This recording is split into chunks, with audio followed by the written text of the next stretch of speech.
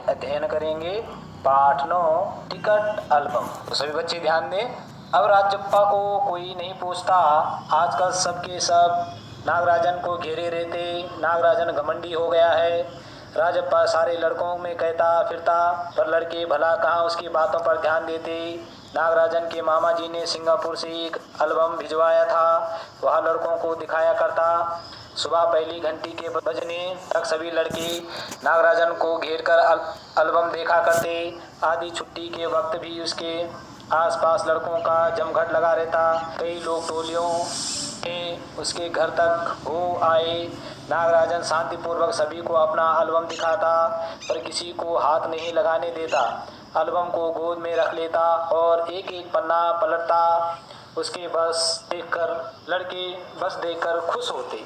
एक बच्चा है राजप्पा, तो उसको आजकल कोई नहीं पूछता है, क्योंकि आजकल सब बच्चे जो नागराजन है तो वह सब उसको ही घेरे रहते हैं, सब उसके आसपास ही रहते हैं। और नागराजन जो है वह बहुत घमंडी हो गया है। और राजप्पा सभी लड़कों से कहता है कि नागराजन बहुत घमंडी हो गया है, क्योंकि वह किसी की बात पे ध्यान नहीं देता, वह मुझे नहीं पूछता। पर लड़के अब राजप्पा की बात पे कोई ध्यान नहीं देता, सब नागराजन के आसपास ही घूमते, क्योंकि उसके मामा ने सिंगापुर से एक एल्बम भिजवाया था जो सभी लड़कों को अच्छी लगती थी।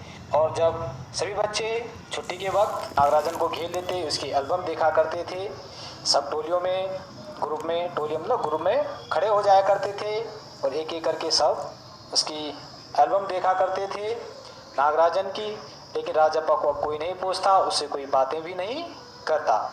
और तो और कक्षा की लड़कियां भी उस एल्बम को देखने के लिए उत्सुक थी। पार्वती लड़कियों की अगवा बनी और एल्बम मांगने आई। लड़कियों में वही तेज तर्रार मानी जाती थी। नागराजन ने कवर चढ़ाकर एल्बम उसे दिया। शाम तक लड़कियां एल्बम देखती रही, फिर उसे वापस कर दिया।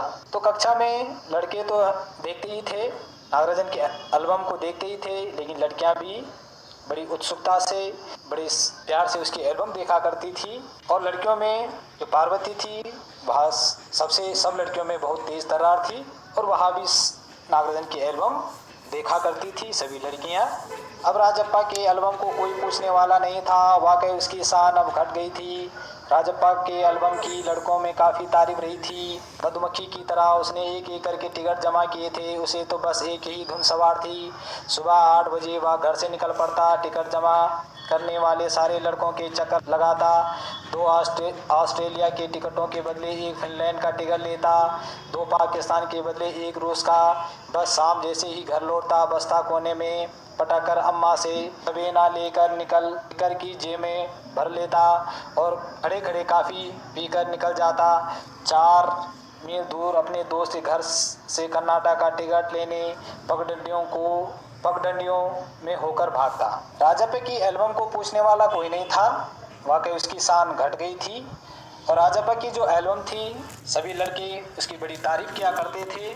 नागराजन की एल्बम नहीं थी, राजप्पा की एल्बम की सभी तारीफ किया करते थे। और जैसी मधुमक्खी भिनभिनाती थी, उसी प्रकार सारे बच्चे राजप्पा की एल्बम को देखने आ जाया करते थे। वह स्कूल से जब घर पहुंचता तो शाम को अपने दोस्त के यहाँ जाया करता था और उन टिकटों को बेचा करता था। तो इस प्रकार वह कई मील पैदल चलकर टिकट एल्बम को दिखाने ले जाया करता था। स्कूल भर में उसका एल्बम सबसे बड़ा था। सरपंच के लड़के ने उसके एल्बम को 25 रुपए में खरीदना चाहा था, पर राजप्पा नहीं माना। घमंडी कहीं का राजप्पा बड़बड़ाया था। फिर उसने तीखा जवाब दिया था, तुम्हारे घर में जो प्यारी बच्ची है ना, उसे दे दो न। 30 रुपए में सारे लड़के ठहाका मारकर हंस पड़े थे। तो स्कूल भर में पूरे राजप्पा के एल्बम सबसे बड़ा था। और सरपंच के लड़के ने उसके एल्बम को 25 रुपए में खरीदना चाहा, लेकिन राजप्पा ने मना कर दिया। तो वह सब उसको घमंडी कहने लगे और वह तीखा जवाब सबको दिया करता था। पर अब कोई उसके एल्बम की बात तक नहीं करता। और तो और अब सब उसके एल्बम की तुलना नागराजन के एल्बम से करने लगे हैं। सब कहते हैं राजप्पा का एल्बम फिसड्डी है। पर राजप्पा ने नागराजन के एल्बम को देखने की इच्छा कभी नहीं प्रकट की। लेकिन जब दूसरे लड़के उसे देख रहे होते तो वह नीची आंखों से देख लेता। सचमुच नागराजन का एल्बम बेहद प्यारा था, पर राजप्पा के पास जितने टिकट थे उतने नागराजन के एल्बम में नहीं थे। पर खुद उसका एल्बम ही कितना प्यारा था, उसे छू लेना ही कोई बड़ी बात थी। इस तरह का एल्बम यहाँ थोड़ी मिलेगा। एल्बम के पहले पृष्ठ पर मोती जैसे अक्षरों में उसके मामा ने लिख भेजा था, पर उसकी एल्बम को अब पूछने वाला कोई नहीं था। कोई बच्चे उसकी तरफ ध्यान नहीं देते थे, क्योंकि अब नागराजन का एल्बम जो आ गया था, उसके एल्बम में विभिन्न प्रकार की टिकटें चिपकाई रहती थी। इस प्रकार से वह टिकटें जमा किया करता था, और जो उसकी मामा ने एल्बम भेजी थी वह बहुत ही सुंदर थी, जिसे देखने के लिए बच्चे बड़े उत्साहित हुआ करते थे। इस एल्बम को चुराने वाला बेशर्म है, ऊपर लिखे नाम को कभी देखा है, यह एल्बम मेरा है जब तक घास हरी है, और कमल लाल सूरज जब तक पूर्व से उगे और पश्चिम में छिपे, उस अनंत काल तक के लिए एल्बम मेरा है रहेगा। लड़कों ने इसे अपने एल्बम में उतार लिया, लड़कियों ने झट कॉपियों और किताबों में टीप लिया। तुम लोग यहाँ नकल क्यों करते हो, नकलची कहीं के। राजप्पा ने लड़कों को घुड़की दी। सब चुप हो रहे, पर कृष्णन से नहीं रहा गया। जा जलता है ईर्ष्यालु कहीं का, मैं काहे को जलूं, जले तेरा खानदान, मेरा एल्बम उसके एल्बम से कहीं बड़ा है। राजप्पा ने शान बघारी। तो बच्चे जो हैं नागराजन के एल्बम से विभिन्न प्रकार की टिकटें जो जमा की करती उसको उतारते थे, उसकी नकल किया करते थे। तो राजप्पा उसे देखकर ईर्ष्या करता था, चलता था कि इसके एल्बम को कैसे सभी देख रहे हैं, उसकी एल्बम से चित्रों को उतार रहे हैं, उसकी नकल कर रहे हैं। तो बच्चे उसे चिढ़ाते थे कि तू नागराजन से जलन करता है। इस प्रकार सभी बच्चे राजप्पा से बोल रहे हैं, और राजप्पा कहता है कि मेरी एल्बम तो नागराजन की एल्बम से भी बहुत सुंदर है, मैं उसकी एल्बम से क्यों जलूंगा।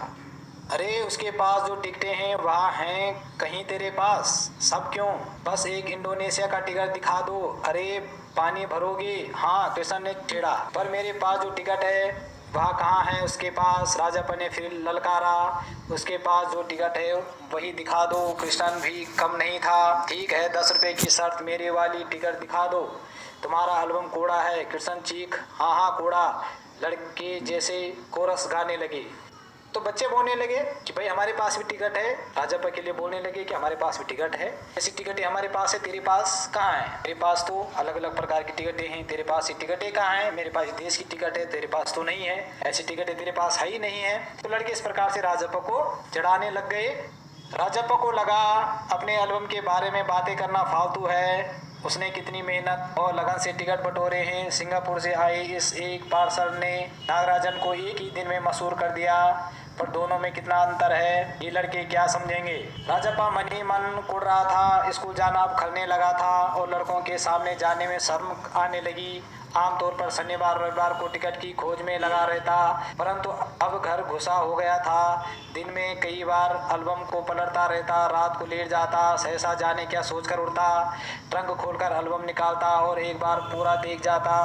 उसे एल्बम से चिढ़ होने लगी थी, उसे लगा एल्बम वाकई कूड़ा हो गया है। अब अपने एल्बम के बारे में किससे बातें करना बेकार है, कोई तो मेरी बात सुनता ही नहीं है। और टिकटों को इधर उधर से इकट्ठा करना उसे अच्छा नहीं लगा।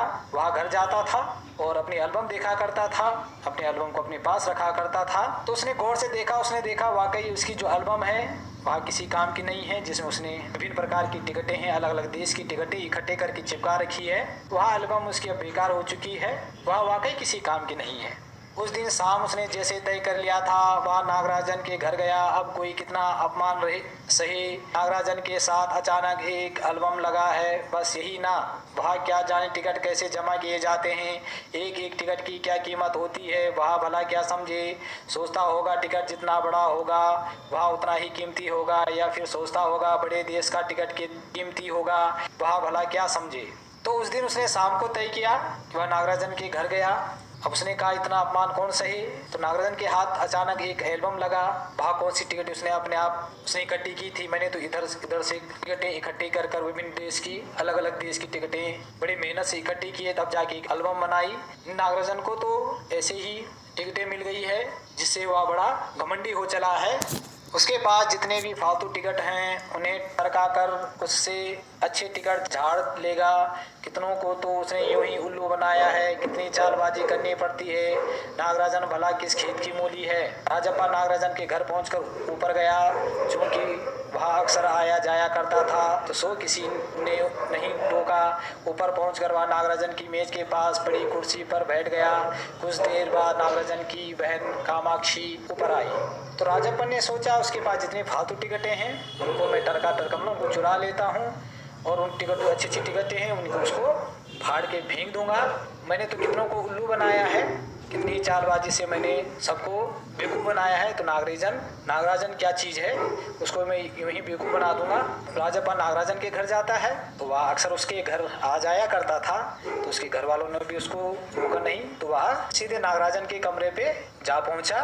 और इतनी देर में उसकी बहन जो कामाक्षी थी नागराजन की, वो भी वहाँ आई। भैया शहर गया है। अरे हाँ, तुमने भैया का एल्बम देखा? उसने पूछा। राजप्पा को हाँ कहने में हेकड़ी हो रही थी। बहुत सुंदर एल्बम है ना, सुना है स्कूल भर में किसी की भी पास इतना बड़ा एल्बम नहीं है। तुमसे किसने कहा? भैया ने। वह कुड़ गया। बड़े से क्या मतलब हुआ?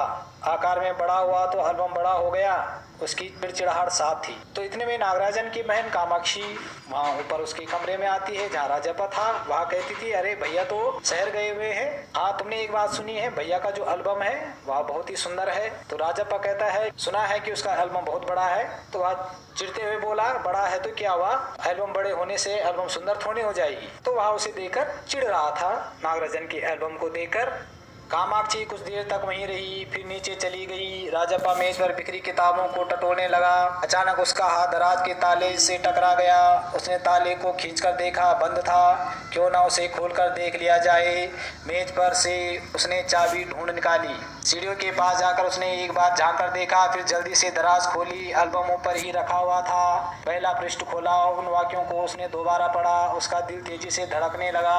एल्बम को झट कमीज के नीचे ठूंस लिया और दराज बंद कर दिया। सीढ़ियां उतरकर घर की ओर भागा। कुछ देर बाद कामाक्षी फिर नीचे चली आई तो राजप्पा मेज पर बिखरी किताबों को टटोलने लगा। वह उसके एल्बम को ढूंढने लगा, नागराजन के एल्बम को। उसने चाबी को उठाया और वह जो दराज था, दराज की तरफ बढ़ा जहाँ उसने एल्बम रखी हुई थी। और उसने सीढ़ी की तरफ देखा, कोई नीचे से ऊपर तो नहीं आ रहा था। उसने झट से दराज खोला जहाँ उसने एल्बम रखी हुई थी। उसकी एल्बम को अपनी कमीज में छिपा लिया, तेजी से अपने घर की ओर भाग गया।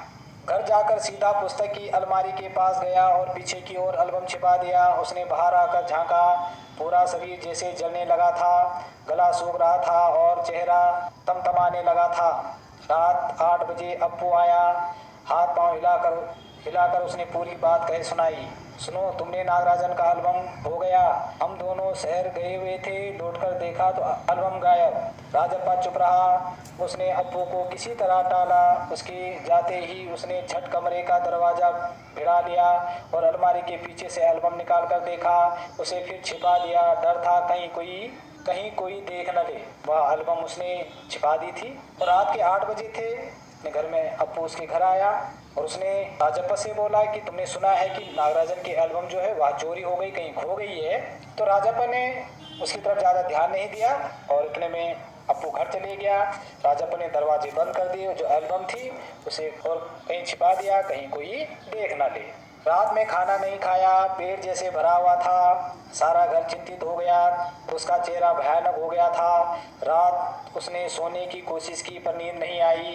एल्बम सिरहाने तकिए के नीचे रखकर सो गया। सुबह अप्पू दोबारा आया। राजप्पा तब भी बिस्तर पर बैठा था। अप्पू सुबह नागराजन के घर होकर आया था। कल तुम उसके घर गए थे? अप्पू ने पूछा। रात में उसने खाना नहीं खाया क्योंकि उसे डर था कहीं उसकी चोरी पकड़ी न जाए, तो उसे रात भर नींद नहीं आई। सुबह फिर अप्पू दोबारा राजप्पा के घर आया और उसने राजप्पा से पूछा, कल तुम उसके घर गए थे? अप्पू ने उससे पूछा। तो राजप्पा ने सांस जैसे ऊपर की ओर नीचे की ओर बह गई। उसने सोचा कहीं इनको पता चल गया है कि एल्बम मैंने चुराई है। फिर उसने सिर हिला दिया कि मैं गया था। इस प्रकार से राजप्पा ने अप्पू को उत्तर दिया। उसने सिर हिलाया। उसने कहा, वो चाहे कुछ भी सोच ले पर मैं नहीं बताऊंगा।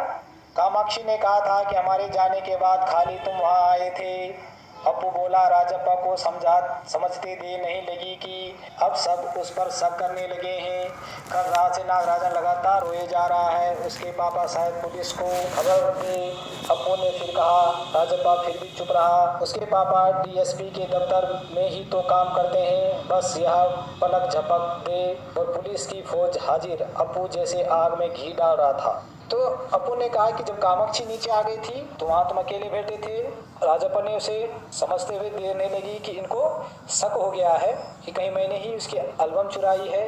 अप्पू बोल रहा है कि कल रात से नागराजन लगातार रोए जा रहा है कि उसकी एल्बम कहीं खो गई है और उसके पापा तो डीएसपी के दफ्तर में ही काम करते हैं। उसके पापा अगर एक बार वह सूचना पुलिस को दे दे तो पुलिस तुरंत उस चोर को पकड़ लेगी। तो इतने में ही राजप्पा यह सुनकर घबराने लगा कि अब तो मेरी चोरी पकड़ी जाने वाली है। यहाँ तो भला हुआ कि अप्पू का भाई उसे ढूंढता हुआ आ गया और अप्पू चलता बना। राजप्पा के पापा दफ्तर चले गए थे। बाहर का किवाड़ बंद था। राजप्पा अभी तक बिस्तर पर बैठा हुआ था। आधा घंटा गुजर गया, उसी तरह बैठा रहा। तभी बाहर की सांकल खट गई। पुलिस। राजप्पा बुदबुदाया। अब यहाँ तो भला हुआ कि जो राजप्पा था, राजप्पा का भाई उसे ढूंढता वहाँ आया। जो अप्पू था, अप्पू का भाई उसको ढूंढता वहाँ आ गया, फिर वो चले गया। और इतने में ही राजप्पा के पापा अपने ऑफिस चले गए थे। दफ्तर करते ऑफिस, वह अपने ऑफिस चले गए थे और उसने जल्दी से दरवाज़ा बंद किया। अब वह बहुत परेशान होने लगा कि लगता है अब तो मैं पकड़े जाने वाला हूँ, पुलिस अब आने वाली है। तो तभी बाहर से दरवाज़ा खटखटाने की आवाज़ आई। राजप्पा ने कहा, कौन? पुलिस। पुलिस का स्वर से सुनाई दिया। अब तो वह बहुत ही डर गया था। भीतर सांकल लगी थी। दरवाजा खटकने की आवाज़ तेज हो गई। राजप्पा के तकिए के नीचे से एल्बम उठाया और ऊपर भागा। अलमारी के पीछे छिपा दे। नहीं, पुलिस ने अगर तलाशी ली तो पकड़ा जाएगा। एल्बम को कमीज के नीचे छिपा कर वह नीचे आ गया। बाहर का दरवाज़ा अब भी बज रहा था। कौन है? अरे दरवाज़ा क्यों नहीं खोलता? अम्मा भीतर से चिल्लाई। थोड़ी देर और हुई तो अम्मा खुद ही उठकर चली आएंगी। अंदर से कुंडी लगी हुई थी, सांकल यानी अंदर से दरवाज़ा बंद था। तो वह तेजी से उस एल्बम को छिपाने के लिए चले गया। उसने सोचा, नहीं अगर इधर छिपाऊंगा तो अगर पुलिस ने तलाशी ले ली तो मैं पकड़ा जाऊंगा। वह कमीज के नीचे उसने वह एल्बम नीचे लाई। तो बाहर का जो दरवाज़ा था वह भी अब अभी भी उसमें आवाज़ आ रही थी कि दरवाज़ा खोलो।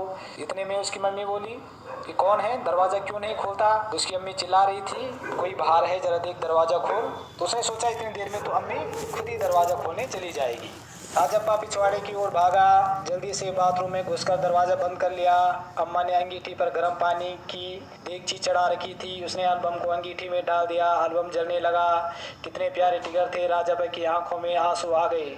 तभी अम्मा की आवाज़ आई, जल्दी से आ तो नहाकर, नागराजन तुझे ढूंढता हुआ आया है। राजप्पा ने निकर उतार दी और गीला तौलिया लपेटकर बाहर आ गया। कपड़े बदलकर वह ऊपर गया। नागराजन कुर्सी पर बैठा हुआ था। उसे देखते ही बोला, मेरा एल्बम खो गया है यार। उसका चेहरा उतरा हुआ था, काफ़ी रोकर आया था शायद। तो राजप्पा अपने घर के पीछे की ओर भागा। उसने देखा कि वहाँ अंगीठी चल रही है जिसमें पानी गर्म हो रहा है। तो उसने वह एल्बम अंगीठी में डाल दी। सारी एल्बम जल गई। तभी उसकी अम्मा की आवाज़ आई कि जल्दी से बाहर आ जा, नागराजन तुझसे मिलने आया है। तो नागराजन राजप्पा को मिलता है। तो नागराजन कहता है, यार मेरी एल्बम जो है वो कहीं खो गई है। वह उस समय भी रो रहा था। उसकी आंखों से लग रहा था कि वह शायद घर में भी बहुत रोया होगा। उसकी आंखों से पूरा झलक रहा था। कहाँ रखा था तुमने? राजप्पा ने पूछा। शायद दराज में, शहर से लौटा तो गायब। नागराजन की आंखों में आंसू आ गए। राजप्पा से चेहरा बचाकर उसने आंखें पोंछ ली। रो मत यार, राजप्पा ने उसे पुचकारा। वह फक फक कर रो दिया। तो राजप्पा ने पूछा, तुमने कहाँ रखी थी? तो उसने कहा, यार मैंने तो दराज में रखी थी, लेकिन शहर से घर आया तो देखा मेरी एल्बम गायब थी, वहाँ तो थी ही नहीं। आप फिर रोने लगा। तो राजप्पा ने कहा कि रो मत यार। राजप्पा झट नीचे उतर कर गया। 1 मिनट में वह ऊपर नागराजन के सामने था। उसके हाथ में उसका अपना एल्बम था। तो राजप्पा झट से दौड़कर नीचे गया और उसने फिर जल्दी से वापस आया। नागराजन ने देखा कि उसके हाथ में एक एल्बम है जो उसका अपना एल्बम था राजप्पा का। लो यहाँ मेरा एल्बम, अब इसे तुम रख लो। ऐसे क्यों देख रहे हो? मजाक नहीं कर रहा, सच कहता हूँ, इसे अब तुम रख लो। बहला रहे हो यार। नागराजन को कैसे यकीन नहीं आया। नहीं यार, सचमुच तुमको दे रहा हूँ, रख लो। राजप्पा राजप्पा भला अपना एल्बम उसे दे दे, कैसे चमत्कार है। नागराजन को अब भी यकीन नहीं आ रहा था, पर राजप्पा अपनी बात बार बार दोहरा रहा था। उसका गला भर आया था। तो राजप्पा बोला, यार रो मत, यार मेरा एल्बम तो रख ले। तो नागराजन को उस पर विश्वास नहीं आ रहा था कि राजप्पा ऐसा कैसे कर सकता है, इसे तो अपनी एल्बम बहुत प्यारी है, या मुझे कैसे दे सकता है। तो राजप्पा ने कहा, सचमुच कह रहा हूँ, ये तेरे लिए है, तो इसको रख ले। फिर नागराजन को यकीन ही नहीं हो रहा था कि यह एल्बम कैसे दे सकता है। राजप्पा अपनी बात को दोहरा रहा था, उसका गला भर आया था कि राजप्पा मुझे अपनी एल्बम दे रहा है। वह अभी भी रोए जा रहा था। ठीक है, मैं इसे रख लेता हूँ, पर तुम क्या करोगे? मुझे नहीं चाहिए। क्यों, तुम्हें एक भी टिकट नहीं चाहिए? नहीं। पर तुम कैसे रहोगे बगैर किसी टिकट के? रोता क्यों है यार? ले, इस एल्बम को तू ही रख ले, इतनी मेहनत की है तूने। नागराजन बोला, नहीं तुम रख लो, लेकर चले जाओ, जाओ चले जाओ यहाँ से। वह चीखा और फूट फूट कर रो दिया। तो नागराजन कहता है, ठीक है इसे तू रख ले। राजप्पा कहता है, ठीक है तू इसे रख ले।